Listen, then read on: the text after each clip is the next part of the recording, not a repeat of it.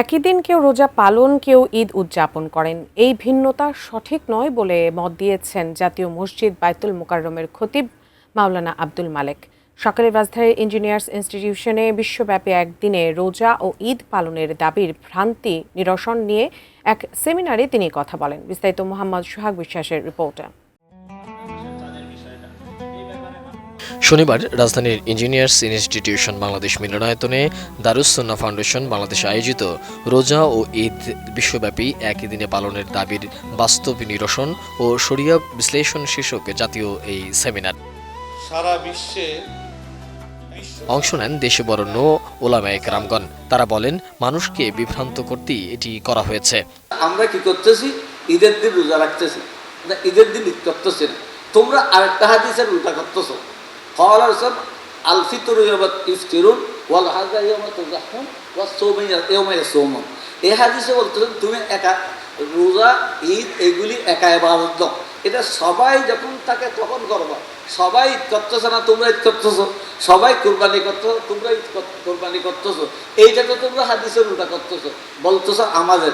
চাঁদ দেখে রোজা রাখা, চাঁদ দেখে রোজার সমাপ্তি, এটাই ইসলামের বিধান। আল্লাহ তাআলা এই বিধানের উপরে আমাদের অটল থাকার তৌফিক দান করেন। 1400 বৎসর ধরেই প্রত্যেক অঞ্চল, প্রত্যেক রাষ্ট্র আঞ্চলিকভাবে চাঁদ দেখে রোজা রাখতেছে, ঈদ করতেছে। আজকে মিডিয়া কিংবা তথ্য প্রযুক্তির কল্যাণে জেনে যাবার কারণে যারা বিশৃঙ্খলা তৈরি করতেছে, ওরা রাষ্ট্রদ্রোহী, ওরা ধর্মদ্রোহী। ওদেরকে আইনের আওতায় এনে শায়েস্তা করতে হবে। তাহলে দেখা যাবে আগামী ঈদেই একজনকেও টোকায়া পাওয়া যাবে না যে সৌদির সঙ্গে, আফগানিস্তানের সঙ্গে কিংবা অন্য দেশের সঙ্গে মিলায়া ঈদ করতেছে।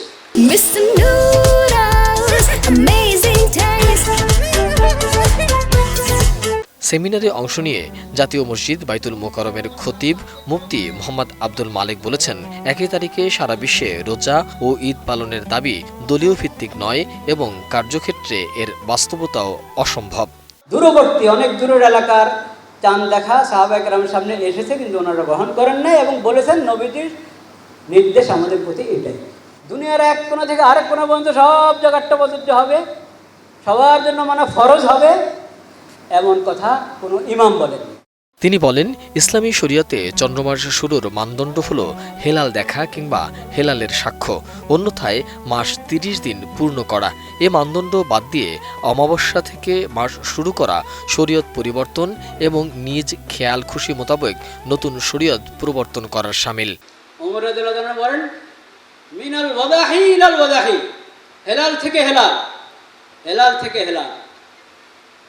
ফাইন গুম্মা আলাইকুম, যদি হেলাল না দেখো তাহলে 30 দিন পুরো করো। এতটুকু তো সাফল্য যে আমরা যেটার উপর আমল করছি এটার উদ্ধৃতি আমাদের কাছে কি আসে। নবী করিম সাল্লাল্লাহু আলাইহি ওয়াসাল্লাম জামানা থেকে, সাহাবায়ে কেরাম জামানা থেকে এটা চলে আসছে।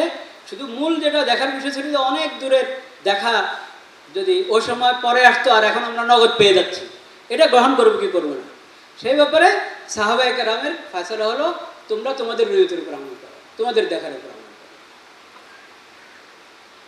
পরে যে কথাটা আমি বলতে চাচ্ছি, একটা মাসালা ফিকহের কিতাবে আছে, আমাদের তালেবে ইলমেরা ভালো জানেন এটা। তিনি আরও বলেন, ধর্ম বিষয়ক মন্ত্রণালয়ের অধীনে পরিচালিত জাতীয় চাঁদ দেখা কমিটি সরকার কর্তৃক দায়িত্বপ্রাপ্ত কমিটি, তাই শরীয়তের দৃষ্টিতে কোনো আপত্তি না থাকলে এই কমিটির সিদ্ধান্ত মেনে চলা মুসলিম নাগরিকদের দায়িত্ব। মোহাম্মদ সোহাগ বিশ্বাস, এটিএন নিউজ, ঢাকা।